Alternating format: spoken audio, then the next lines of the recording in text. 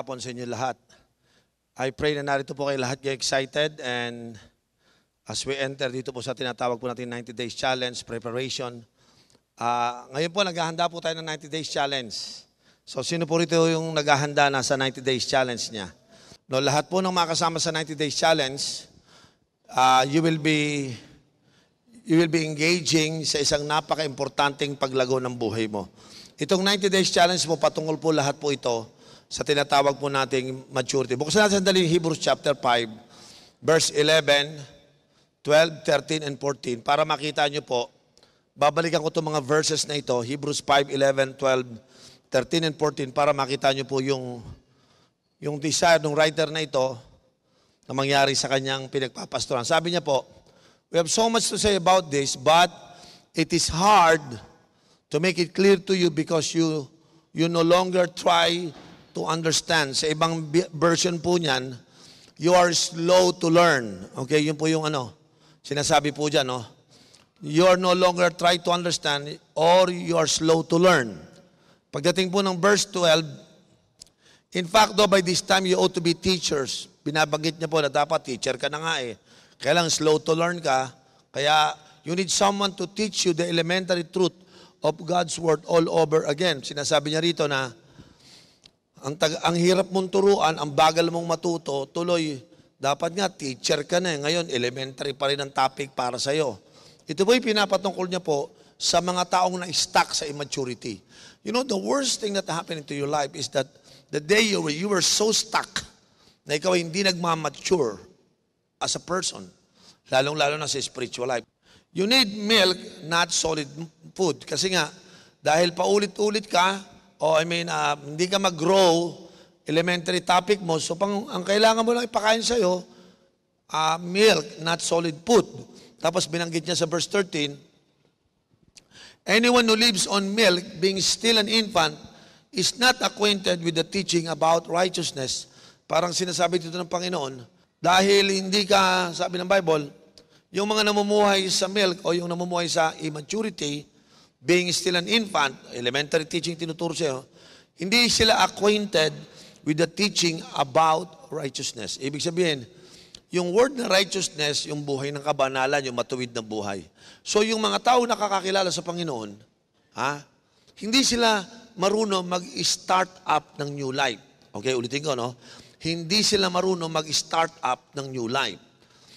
Na kapag start sila pero hindi nag-mature, nung hindi sila nag-mature, ang resulta, dapat pang teacher na sila. Ngayon, teacher, tinitreats mo pa rin sa kanila pang elementary. So, hindi mo siya mapakain ng mga solid food na magpapamature sa kanya kasi nga, sanay lang siya sa mga bagay na mga pambata. So, ano naging resulta? Ang epekto, may epekto po yun.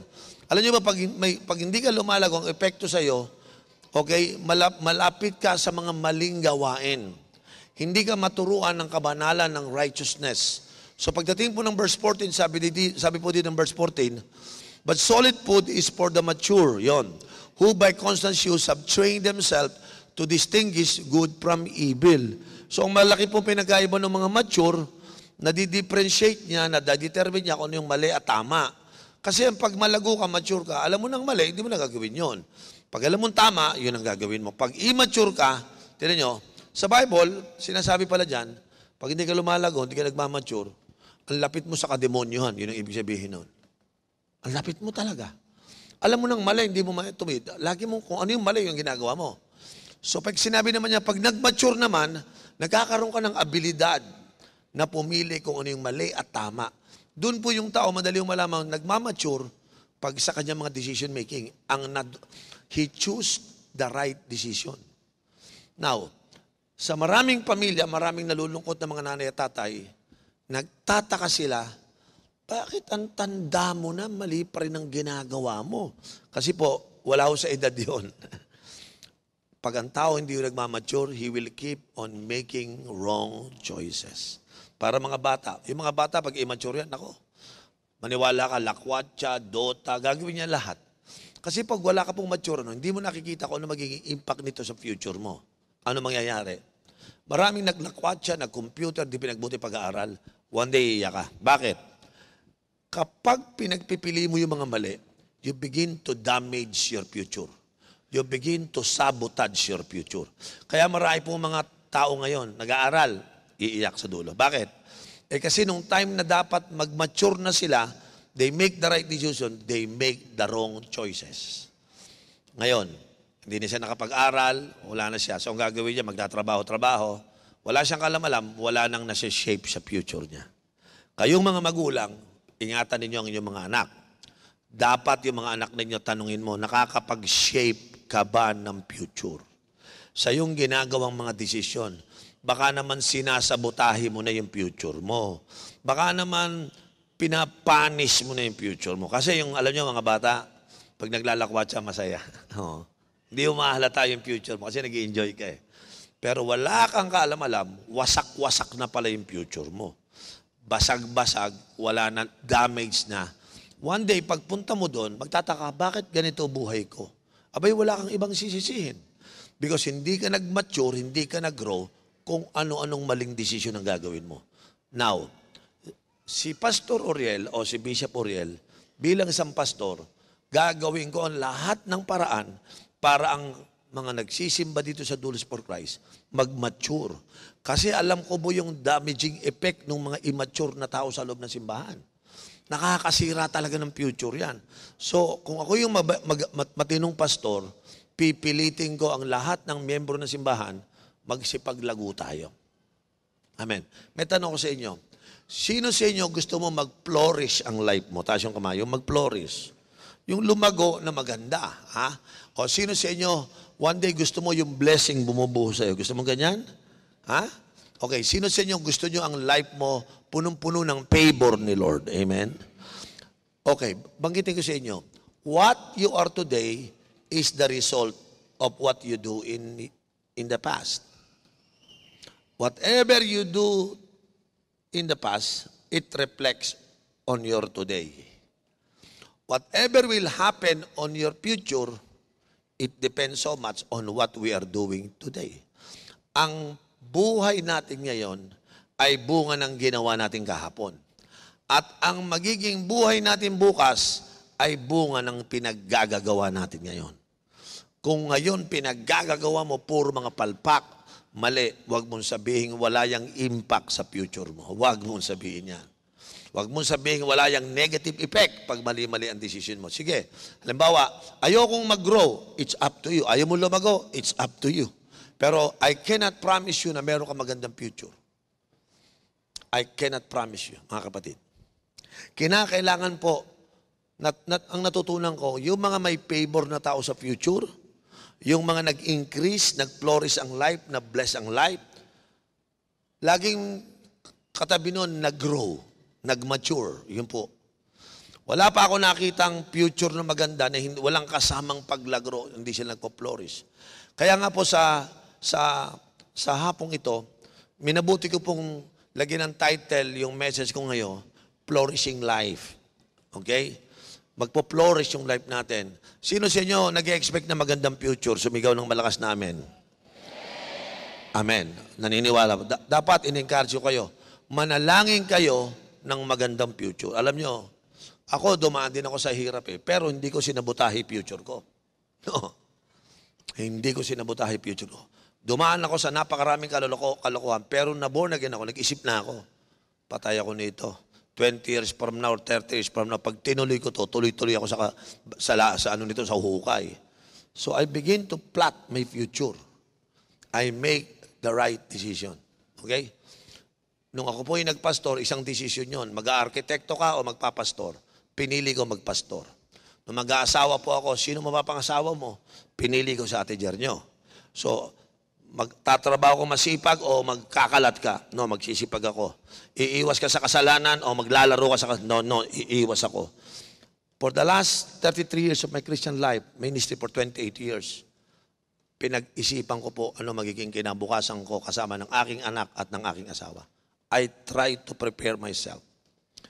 I make a commitment that I will never sabotage my future. I will never, ever punish my future because of my past. Naghanda po talaga ako. 28 years na po akong pastor, 33 years na po akong Christian. Titignan ko po life ko. kung nagsisisi ako ngayon, when I look at my life today, sabi ko, Lord, salamat, tinulungan mo ako na hindi nasira ang aking kinabukasan. Kasama ng aking mga anak at ng aking mahal na asawa, Lord, salamat. At higit sa lahat, yung simbang pinagpapastoran ko, sabi ko, Lord, pag ako nasira, sira ang buong dulos. Pero Lord, salamat, binago mo buhay ko, inayos mo buhay ko. Ngayon, may mga tao nagpupunta dito sa dulos, nandito sa Cuneta Astrodome. Kasama-sama ng mga taong binago ng Diyos sapagkat meron tayong pare-parehong magandang future. Amen? Ha? Sabi mo sa katabi mo, walang siraan ng future. Ha? Sabi mo, huwag mong sasabotahe ang future mo. Sabi mo. Sabi mo sa katabi mo, do not punish your future. Sino ito nag-expect na magandang future? Taas yung kamay. Ha? O, sandali, bago ako magtuloy. Yung iba sa inyo, pinatawad na ng Panginoon. Iba sa inyo, nilinis na ng Panginoon. Ay, mas maganda, nasa kondisyon ka na. Sino ito yung mga nasa kondisyon na, mga pinatawad na, pinalaya na, nilinis na. Yan ang mga tao, yan yung mga ready ng gumanda buhay. Amen po ba? Mga nanay-tatay, kung kayo mga nanay-tatay, yung mga anak ninyo, siguraduhin nyo future. Ha? Pag yung anak mo, puro mali desisyon, ay huwag mong kakampihan. Batukan mo, ayusin mo buhay mo. Huwag mo, i-pattern mo sa Bible buhay mo. Huwag mong kukonsintihan ng anak mo. Huwag. Kung kayo mga magulang, never ever do that. Why? Because you don't punish the future of your children. You don't sabotage the future of your children. Now, pupuntahan ko yung kahalagahan ng flourishing life. O sa ibang salita, growing life. Amen? Sino sa inyo gusto nyo maganda buhay natin? Come on. Ang ibig sabihin magandang buhay, yung blessed, yung pinoprosper ng Panginoon, yung nag-i-increase yung life mo, yung nakakakuha ka ng favor sa Panginoon, flourishing life po yun eh. Are you still, mga kapatid? Para sa akin, ang pinaka-first step para po marating po natin yung flourishing life, una, dapat you are growing and keep on growing. The first step is that you have to be growing and keep on growing. Are you listening? Bakit ko sinabi po na you have to grow and you have to keep on growing?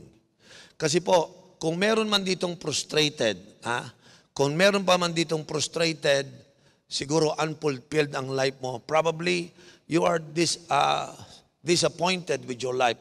Nakita mo yung life mo puro mark of failure. Ito sasabihin ko sa iyo, kaya ka nagkaganyan kasi yung paglago ay nakakonekta sa frustration mo. Kapag ang isang tao hindi lumalago, maniwala po kayo, nakakonect yan sa frustration, sa discouragement, sa failure, sa disappointment. Nakakita ka ng isang taong nadi-disappoint, kaya na-disappoint yun kasi may sometime in his life, hindi niya na-treat ang life niya in a mature way. Usually, kinakandak ang life ng immature. So, ang nangyayari, kapag immature ka, hindi ka na lumalago, humanda ka na. No? Sabi mo sa atin mo, alam mo, malapit ka sa disgrasya pag hindi ka lumalago. Sino po hindi naniniwala malapit sa disgrasya pag hindi lumalago? Sige, kung talagang hindi totoo sinasabi ko, iwanan nyo nga yung anak nyo, yung mga 1 or 2 years old sa kalye, sige nga, tingnan nyo kung ano mangyayari. Pag yung mga immature na yun, iniwan mo yun, malapit sa aksidente yun.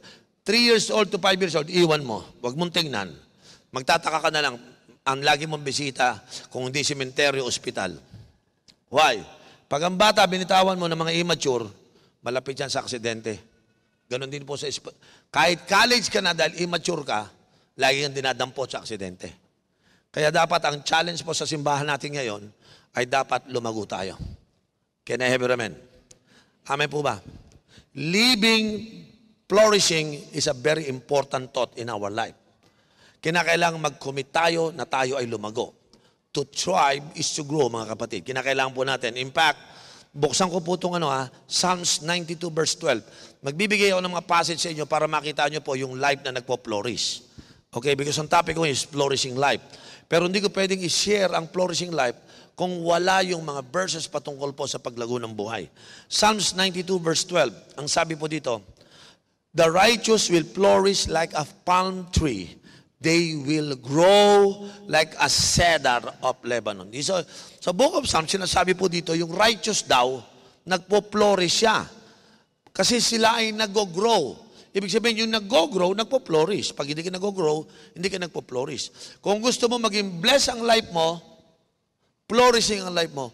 Pag sinabi kong blessed, iba naman yung blessed lang sa salita. Yung purihin ng Panginoon, napakabuti ng Diyos.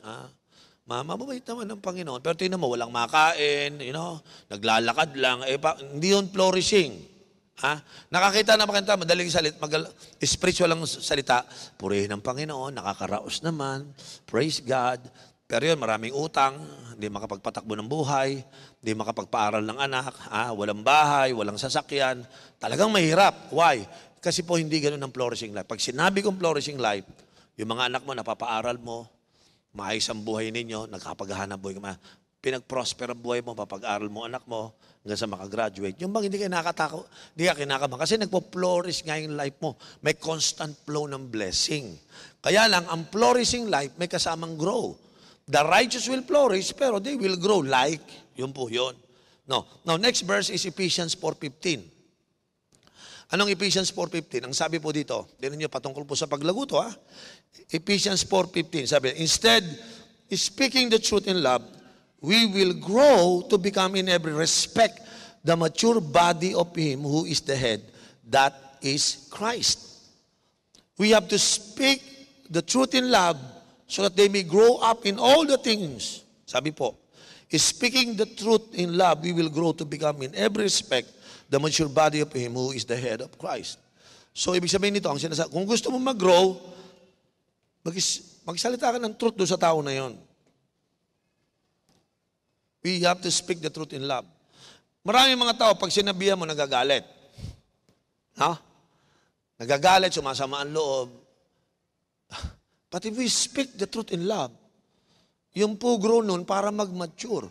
Kaya hindi tayo natatakot magsalita ng katotohanan sa mga anak natin, sa disciples natin. Kasi kinakailangan mag-speak tayo ng truth in love. Bakit po? Kasi when you speak the truth in love, sabi dito, we will grow. So dito dapat, ang mga tao, kanina nag-grow ka, nagpo-flourish ka ngayon, sinasabi sa atin ngayon, kung gusto mag-grow, tanggapin mo yung mga salita ng Diyos na totoo, dahil mahal ka, nako-correct ka, nire-review ka, tanggapin mo. Pampag-grow yun. Alam mo, may mga tao, pag sinabihan mo ng tama, nagtatampo. Pag ikaw tinamaan ng sinabihan ng correction, nag-review ka, kinorek ka, tapos umaangal ka, what will happen to you is sumasama loob mo, hindi mo nare-receive yung word of truth na siyang magpapalago sa iyo. Kasi nga yung katotohanan na sinasabi sa iyo, nire-resist mo, hindi mo tinatanggap, so yung pampalago mo, naging kalaban mo. Nakakita na ba kayo ng nanay na akala mo kalaban mo? Parang ako, nung pinapagalitan ako ng mother ko, tingin ko sa mother ko, dito yung mother ko ngayon. Nung bata ako, pag pinapagalitan niya ako, asar na asar ako. Ba't ako gusto kong maglaro, gusto mo matulog sa tanghali. Ang saya-sayang maglaro. So, binuksan ko yung bintana sa likod, tulog siya. Ando kami sa loob ng kwarto, kami ng mga kapatid ko maliliit, binuksan namin yung jealousy ng bintana, tinanggal ko isa-isa. Ang pintuan ko, hindi yung pintuan, bintana.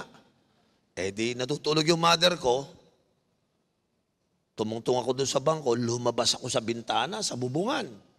Abay, sumunod yung aking kapatid, si Ricky tsaka si John John.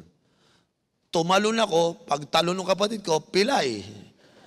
Ako tinamaan, palo ako ngayon, kutakot-takot na disiplina. Sabi ko, kung nakinig lang ako, hindi sana ako nagkaganito. Kaya lang, hindi ako receiver ng correction ng mga truth So, ang bandang uli, nag-suffer ako. Ang dami kong istorya. Naku, maniwala po kayo. Ayan ang magulang ko ngayon. Naku, siya magkukwento, ang dami, hanggat magdamag. Madami siyang tinuro na hindi ko sinusunod. Mabuti na lang, na-born again ako. At nagtaka siya ngayon, bakit na ako sumusunod? Kasi po, natutunan ko na Ang taong matigas ang ulo, hindi tumatanggap ng correction, hindi tumatanggap ng rebuke, hindi tumatanggap ng teaching, ang dulo niyan, iyak. At least at the age of 21, na-realize ko, at the age of 21, doon lang ako nagtino. Pero mo, 21 years akong matigas ang ulo. Pero at the age of 21, wala na-born again na ako Lahat ng kalokohan ko, sabi ko, future. wasak to. Alam ko, nag-isip lang ako eh. Lahat ng kalokohan ko, iniisip ko na. Yung pala, yung mga tamang desisyon na ginagawa ko, doon na pala nagsisimula na pa yung paglaho ng buhay ko. Lahat ng nagsasabi sa akin, wag mong gagawin yan kasi masama yan, pinag-iisipan ko muna bago ako mag-resist. Sino sa inyo sanay tumanggap ng correction? Ha? Yung iba dito sa dulos, pag kinorek mo, lalayas. Sa iba na ako magsisimba. Pinagsabihan ko isa, iho, huwag kang magbabakla, masama yan. Ba, nagalit sa akin. Ilang buwan na lang, pinopost na ako sa Facebook. Ano daw ako, kulto daw ako, prosperity teacher daw ako. Sabi ko, ito naman sinabihan ko lang na huwag magbakla, nagalit na kaagad. Umalis sa church, ginawa niya ako, kinikriticize niya ako araw-araw. Kasi may mga tao talaga, hindi naniniwala sa corrections. The same person nagkikriticize sa akin, pinagalitan ko siya, sabi sa akin siya, Pastor, naalala mo ba yung nagsasabi siya sa Facebook? Bakit? Pastor, nasagasaan. Nasagasaan, oo. Bakit? Nung tumatawid, kumikending ata eh. Kung nakinig lang, hindi na siguro nasagasaan. Di ba? So, sino sa inyo willing magpa-correct? Taas yung kamay. Ha? Sige, bahala ka. Sino sa inyo hindi nakikending? Pag kinokorek, tama po yun. Huwag kayong 2 Peter chapter 3 verse 18. Tinan niyo po to.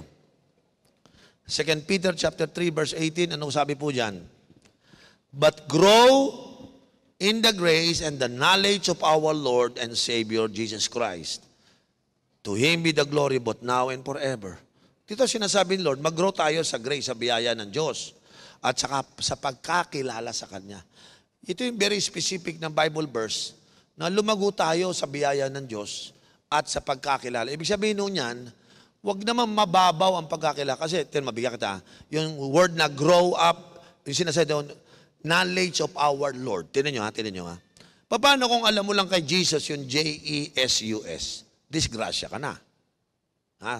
Marami mga tao alam lang, sino si Jesus? Siya si J-E-S-U-S. Ano pa ang alam mo sa Kanya? Siya ang Diyos? Ano pa? Siya'y mabait? Pag mababaw lang pagkakilala mo kay Kristo, hindi mo maiintindihan kung ano ginagawa ni Kristo. Like for example, alam mo ba na siya ay Lord? Pag sinabi kong Lord, siya ay may kaharian. Hindi mo lang iniisip yung kanyang kingdom, ba't iniisip mo dapat yung king? Kasama ka ba sa kingdom? Opo. May king ka ba? Opo. Ano sabi ng king? Seek ye first the kingdom of God. Yung good. Ano pa? Kasi kinokonek mo lahat yun dun eh. Pag wala kang alam sa king, tingnan mo, sino siga? Ikaw. Sabi ni Lord, huwag kang magsosyota ng unbeliever. Anong pakialam mo dyan? In love ako. Patay na. Di ba? Hindi ba naintindihan? Akala ko naintindihan mo na may king. Di ba? Ako, hindi, anak, wag. Anak ng demonyan. Ako tatay mo, mahirap kami magbiyanan. Kasi nga, hindi mo naintindihan. Akala mo, love life lang yan. Hindi, it's a family life. Ang anak, tatay ka, anak ka ng Diyos, yung kasyota mo, anak ng demonyo, naisip mo ba yung biyanan? Sa tingin mo magkakasundo yung magbiyanan? So hindi ka pwede talaga doon. Kaya lang hindi mo naiisip kasi ang babaw mo. Hindi ka nag-go-grow. Naintindihan mo? Sabi sa katay mo, nadinig mo? Baka may mga syota pa yung iba dyan, ha? Hallelujah. Okay, let's go to number 4. 1 Peter 2:2. Ano sabi ng 1 Peter 2:2? Sabi dito, as newborn babes, desires the pure milk of the word, that you may grow thereby. Now, hindi yan sinasabing dede yan, ha? Pag andito si Tracy, ang bata, yung ano ko po, si Tracy, 6 years old yan, bago matulog yan. Ang lagi niyan sinasabi, dede, bago. Sabi ko, ngayon ako nakakarinig ng isang batang humingi ng milk ng dede, bago. Si Tracy, pag pinadede mo yan, at may natira, yung konti, at medyo nagtipid ka, sabi mo, anak, ubusin mo to, mahal to. Hindi niya naiinumin yun. Kahit anong pilit mo, hindi niya na. Kasi, ang alam niya, dede, bago. Okay? So one day, aalis ako, kasakay ko siya sa kotse, sabi ko sa asawa ko, ikaw na muna ng dede, baka hingan ako niya, nagdadrive ako. So kinanawan siya ng dede, niligay. Siguro mga 30 minutes pa lang kami tumatakbo. Sabi niya sa akin, Dad, dede bago. Ready na ako dyan, anak. Kinalog ko, anak. Nung sinipsip, Dad, dede bago, hindi to bago. Anak, 30 minutes pa lang yan, ako gumawa niyan. Ayoko nito, Dad, dede bago. Anak, nagtatalo kaming dalawa kasi gusto niya, pag iinumin niya yung dede niya, yung, tinuruan pa ako, Dad, dapat yan, water. Lalagyan mo ng powdered, yon ang dede bago. Grabe, ako pa tinuruan eh. Ha? Dinideser niya yung ganong milk kasi wala kang magagawa, bata. Kasi po sa Bible, yung mga Hebrews chapter, ano sabi? Balikan natin yung Hebrews chapter 5, verse 14. Okay? Tingnan nyo ha. Sabi ng Bible, okay, but solid food is for the mature who by constant use have trained themselves to distinguish good from evil. Chapter 6, verse 1. Tingnan nyo po. Pagdating po ng chapter 6, verse 1, may binanggit siya dito na, therefore, let us move beyond the elementary teaching about Christ and be taken forward to maturity. Elementary teaching, tama na yung mga milk, dapat solid food na. Para wag naman puro, ang problema kasi dito, not laying again the foundation of repentance. Ibig po sabihin niyang ganito, pag puro na lang pang baby, puro na lang simula, puro na lang pang milk ka, ito mangyayari sa'yo. Di ba sabi ko, malapit ka sa kasalanan. Ang mangyayari sa'yo, sabi dito, not laying again the foundation of repentance. Kasi ito nangyayari sa iba. Tingnan mo, baka ganito ka, ano? Ikaw ba yung ganito? Kasalanan. Lord, patawarin mo ako, repent. Tapos, kinabukasan, kasalanan ulit. Tapos, repent ulit. Kasalanan, repent. Kasalanan, repent. Kasalanan, repent. Grabe, 3 taon ka na. Kasalanan, repent. Saan ang pundasyon mo? Palagi ka na naman ganyan. Kasalanan, repent. Kasalanan, repent. Kailan ka naman aangat dyan? Kasalanan, kaya all over again, ituturo mo. Ano? Yan na naman. Ayan, mag-isip kayo mabuti. Sino sa inyo yung kare-repent mo palang katulad nung na-repent mo nung 1 taon, nung 2 taon, ngayon, yan pa rin nire-repent mo. Kailan ka matuto ng ibang paglago? Ang problema sa kasalanan, repent, magkakasala ka, magre-repent ka, titirahin mo na naman, o repent ka na naman, titirahin mo na naman, repent. Alam mo yung nangyayari? Not laying again the foundation of repentance from acts that lead to death. Kasalanan, repent, alam mo dulo niyan, death. Yung death, nagsisimbulay po yan ng wala ng buhay. So, gawin mo yan araw-araw, buwan-buwan, taon-taon, ang future mo, patay. So you have to learn this. Sino po may natututunan? Sabi ng Bible, as newborn babes, desire the pure milk of the word, that you may grow thereby. Ibig sabihin, yung mga nangyayari, ng mga elementary teaching na pagkakamali mo, yan ang magtutulak dapat sa'yo lumago. Naku, nagkasala ako. Oh, matuto ka dyan, matuto ka dyan. Yan ang nga no, hindi ko na ulitin to. Mag-grow ka doon. Yung mga dinadaan natin, mga failure, mga dinadaan natin, mga disappointment of life because of our wrong decisions, may matutunan ka na dyan para hindi mo na babalikan.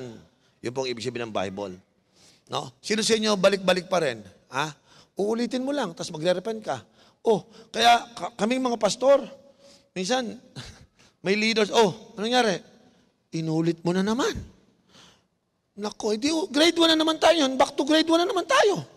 Sinasabi ko sa kanila, ay nako, iho, kailan ka ba makakagraduate sa grade 1? Ha? Dapat nga, teacher ka na. Supposed to be. You are now a teacher eh. Pero because paulit-ulit mong ginagawa yung mga pamali-mali, pabalik-balik, grade 1 ko ulit. Yung iba, nagtataka, hindi sila ma-flourish. Kaya hindi nagpo-flourish yung life natin. Paano ka mag-flourish? You're not ready for favor, for blessing. Kasi nga, nando ka sa pundasyon, hindi ka makaangat. Sino sa inyo ang life mo, dinidil mo pa rin sa basic? Sabihin niyo totoo. Sino sa inyo, narito ko ngayon, matagal ka na nagdudulos, matagal ka na pero still, naka-stick ka doon sa kasalanan, repent. You're no longer growing in that conditions. Problema ka ng magulang mo, sigurado, one day. Problema ka ng kumpanya mo, one day. At I tell you, nobody will be attracted to you. Alam mo ma-attract sa'yo? Yung kamukha mo, kasalanan, repent, kasalanan, repent. Kaya minsan po, pag may umaalis sa dulos, pag umalis po yung mga maluloko, nagsasama-sama sila sa labas. Nagsa-celebration sila. Sabi ko, Pastor, nakita mo ba yung mga taga-dulos na umalis sa church? Bakit? Nagsasama-sama sila. Sabi ko, talagang ganun. Gusto ni Lord dyan, magsama-sama sila para isang tira lang, ubos lahat. Hindi sila nagkakampi-kampi dahil tama. Nagkakampi-kampi sila dahil mali, hindi siya tama. Naintindihan niyo mga kapatid? Ha? So dapat lahat tayo, umalis na tayo sa milk. Sabi mo sa katabi mo, umalis na tayo dyan. Amen? Colossians 1, verse 9 to 10. Tingnan niyo po ito, babasahin ko ito. Okay? Colossians 1, chapter 1, verse 9 and 10. Sabi po dito, for this reason we also, since the day we heard it, do not cease to pray for you, and ask that you may be filled with the knowledge of His will in all wisdom and spiritual understanding, that you may walk worthy of the Lord, fully pleasing, being fruitful in every work and increasing in the knowledge of God. Ito, yung Colossian, nagpe-pray na ganong klase buhay eh. Bakit? Kasi po, sabi niya, since the day we heard, we don't cease to pray for you. Pinagpe-pray po sila. Ano yung pinagpe-pray nila? Sabi nila, that you may be filled with the knowledge of His will and wisdom. Alam niyo, pag hindi ka mature, hindi ka naman nakakaganyan eh. Wala kang knowledge, wala kang wisdom eh. Pag hindi ka nagmamature, wala kang magandang spiritual understanding. Eh kung may spiritual understanding ka, ba't mo pinipili yung mali? You tell me. Why? Because you don't have a spiritual understanding. Now, you don't care if you walk worthy of the Lord. What is important to you is you just want to do what you want. So you are not pleasing to God, you're not walking worthy of the Lord, and then now, you're not pleasing Him. But the Bible said, we want you to walk pleasing our God. Ito pa, walang fruitfulness, being fruitful in every work, at nag-i-increase yung knowledge mo sa ating Panginoon. Malaki po talaga ang problema kapag hindi po tayo lumalago. Amen? Bakit ko sinasabing dapat lumalago? Alam niyo po, I want you to understand that to grow is to develop your spiritual inner man. Lumalabas, ang pinapagrow yung inner man. Say that word, inner man. Ha? Lumalabas pala sa Bible, ang pinapalago, yung ating inner man. Tama? Pag lumalago po yung inner man, I want you to hear this, na-amplify yung nature ni Christ sa atin. That's why we begin to live like Jesus. And then we begin to share His love. Kapag nag-grow yung inner life, kaya ang bawat Christian, meron talaga dapat pong spiritual growth. Yung inner life mo. You know, I encourage lahat po kayo. Sa 90 days challenge, ito po yung goal natin. Mag-grow po yung mga inner life natin. At alam nyo po, pag nag-grow po yung inner life natin, ma-amplify si Christ na nasa atin. Yung nature of God na nilagay sa atin ng Panginoon will make us live like Jesus, and we will show His love to the world. Kaya gustong-gusto na lumago yung loob natin, yung inner man. Now, sino sa inyo this year, your goal is to grow your inner man so that the nature of Christ will be amplified. Amen? So that Christ-likeness and love will appear in your life. Yan po yung pinapakagnaw. Ulitin ko, ikukunin ko to ha. Yung lumalagong buhay, nagpo-flourish na buhay, yan po yung pinibigyan ng favor, ng blessing ng Diyos. No? Wag ko kayong maniwala na hindi kayo handa sa paglago. Bibigyan ka, siguro mababagingan lang kayo, patak-patak lang, pero yung todo, malabo po yun. Now, ready na ba kita? Ano yung habit? I want you to develop 7 habits to grow. Okay? 7 habits to grow. Yung internal life. Number 1, okay, eat the Word of God. Bakit ko sinabing eat the Word of God? Pakisulat mo yan, kapatid, ha? Ito yung habit. Eat the Word of God.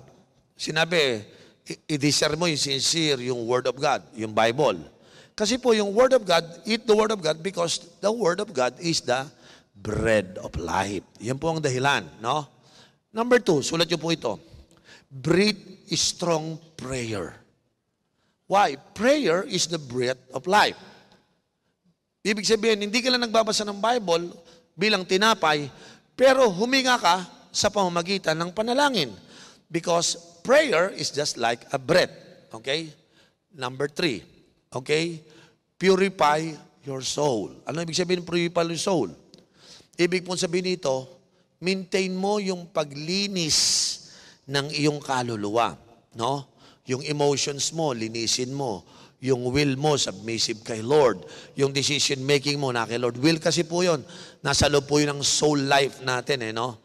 So, hindi ka lang nagbabasa ng Bible, hindi ka lang nagpe-pray, pero binabantayan mo na yung kaluluwa mo. Hindi mo inahayaang may madumi kang iniisip, hindi mo inahayaang may damdamin kang masama ang loob. Huwag mo lalagayan. Purify your soul. Sabi mo sa kanila mo, purify your soul. Yan po yung pangatlo. Number 4, love like Jesus. Yan po yung pampalago, no? Yung love like Jesus. Paano ba yung love like Jesus? Mahirap po yun, yung love like Jesus. Yung bang sinampal ka sa kaliwa, bibigyan mo po yung kanan. Yung mga love like Jesus, yung mga tipong love your enemies. Yung mga nagpe-persecute sa kanya, pinagpe-pray niya. Hindi ho biro yun. Sa 90 days challenge, that will be the challenging moment of our life. Kung sasama po kayo sa 90 days challenge, ito yung maganda dito, no? Matcha-challenge po talaga tayong matuto tayong magmahal, no? Lalo na po yung mga hindi karapat-dapat mahalin. Amen? Number 5 tayo. Number 5. Ano yung number 5? Forgive daily. Ayan ako. Pahirap na ng pahirap. Bishop Forgive daily. Tinan mo yung katabi mo. Minsan yung mga buhay natin, nangangailangan tayo ng pagpapatawad. Pag nakapagpatawad po tayo, nakaka-unleash, nakaka-release po yung mga tao. So, let us forgive others, no? Meron pa ba kayo, Meron pa ba kayo mga taong may sama kayo ng loob? Yung, alam mo, pag nakikita ko yan, kumukulo talaga yung dugo ko eh. Yung mga ganyan. Alam mo, bakit? Ilayo mo na sa akin yan, baka masaktan ko yan. Yung mga ganyan, di ba? Kasi gigil na gigil ka eh, no? Sa totoo lang, mga kapatid, we need to forgive daily. Araw-araw. Bakit araw-araw? Kasi may nangungulit sa atin araw-araw, may nangiinis sa atin araw-araw. Tama. Sino sa inyo walang nangiinis sa linggong ito? No? Wala. Wala. Hindi ka na tinatablan. Sa totoo lang po, ang dami. Minsan magbukas ka pala ng Facebook mo, no? Pero learn to forgive daily. Number 6, lagay niyo po ito. How to grow, no? Build relationships. No? Mag-build kayo ng relationship. Sa enemy mo, build mo relationship mo. Yung mga taong parang ayaw mo, sige, mag-build ka ng relationship. Tingnan mo, mag-grow ka. No? Sino sa inyo naniniwala, may mga taong ididikit sa'yo si Lord kasi inihahanda yung mga dinikit sa'yo for the future. Can I have an amen? And then, pampito, sulat nyo to. Learn to give. Ito po yung pampito. Huwag lamang kayo mag-build ng relationship, pero higit sa lahat, learn to give. Matuto ka magbigay. No? Pag gusto mo pong lumago, matuto ka magbigay. Parang sinasabi po natin dito, wag naman puro kabig. Wag naman pupunta ka. Parang sabi ko sa mga churches, don't go to your church for what you can get. Go to your church for what you can give. Amen? Minsan po kasi may nagtatanong, pag nagpunta ba, nakaupo ka ngayon dyan, first timer ka, sabi mo, ano kaya makikita ako sa mga tao na to, sumama ako dito? Maling attitude po yan. Dapat, pag pumunta ka dito, tanong mo din yung marami silang gustong i-offer sa akin, pero ano rin kaya yung pwede kong ibigay sa kanila? Sino sa inyo, you want to learn to give? Come on, taas yung kamay. Pastor, gusto ko matutunan yan. Let me close by telling you this. Don't go through life only, but grow through life. Huwag niyo pong kakalimutan na love not what you are, but love what you could become. Yan po yung gusto kong sabihin sa inyo. Meron pa kayong ilalabas. May maganda ka pang mangyayari sa buhay mo. Huwag kang makontento sa kalagayan mo ngayon. Tama po ba? Pag kayo nag-grow, mabibigla pa po kayo. Amen? Mabibigla pa po kayo. Pag kayo nag-grow, baka yung nakikita nyo po ngayon, wala po sa kalahati pa yan. Sabi mo sa katabi mo, the best is yet to come sa life mo. Amen? Sa next week po, i-share ko po itong another growth process po ng mga Christians. So, Gusto ko po sa hapon pong ito, taas yung kamay yung na-challenge kang magpalago. Taas yung kamay, yung pastor gusto kong lumago. Ha? Ulitin ko, yung grow na sinasabi ko po dito, nakaka-affect ng yung future. Ang number one concern ni Bishop Oriel ay ang future po ninyo. Wala akong kwentang pastor kung hindi ko rin natulungan ang future nyo. At sinasabi ko sa inyo sa hapon pong ito, the only way I can help you to prepare your life for the future is to help you to grow. So if I want you to grow, I need to challenge you to grow. Kaya gumawa po ako ng 90 days challenge dito sa Dulos for Christ. Diyan po sa dahilan na yan. Gusto ko lahat ng taga-Dulos lumago. Sino rito naniwala magpo-flourish ang life mo? Magpo-flourish kasi nag-grow ka. Ha? Thank you, Jesus. Taas natin ating mga kamay sa Panginoon. Lord, salamat na sa gabi pong ito o sa hapong ito, Lord, we just don't want to stay immature, Lord God. Lord, forgive us kung we stay longer sa place ng immaturity, Lord. But Lord, we know that this afternoon, we hear we hear you, Lord, calling our name to come, Lord, to come. Because you challenge us to grow, Lord. Panginoon, indeed, Lord, immaturity will destroy our future, Lord. Immaturity will sabotage our future and punish our future. But maturity will constantly prepare us for our future. This afternoon, we believe that you are calling us back to your throne, Lord. Knowing you and growing with you, Lord. Sa hapon pong ito, we just want to surrender all our immaturity before you, Lord. Because sa hapon pong ito, we want to receive the truth that changes our life, Lord. Ngayon pala, mga ma, we know that if we flourish, our family will be affected. Our job will be affected. And even our personal life and ministry will be affected. Lord, this afternoon, we're thankful, Lord God, and we're grateful to you that you constantly call us, Lord, to mature or to maturity, Lord. Today, we submit to you, Lord. We bow down before you, knowing and believing that you are working and forming our hearts to be the person that flourishes and that attracts favor and blessing from God.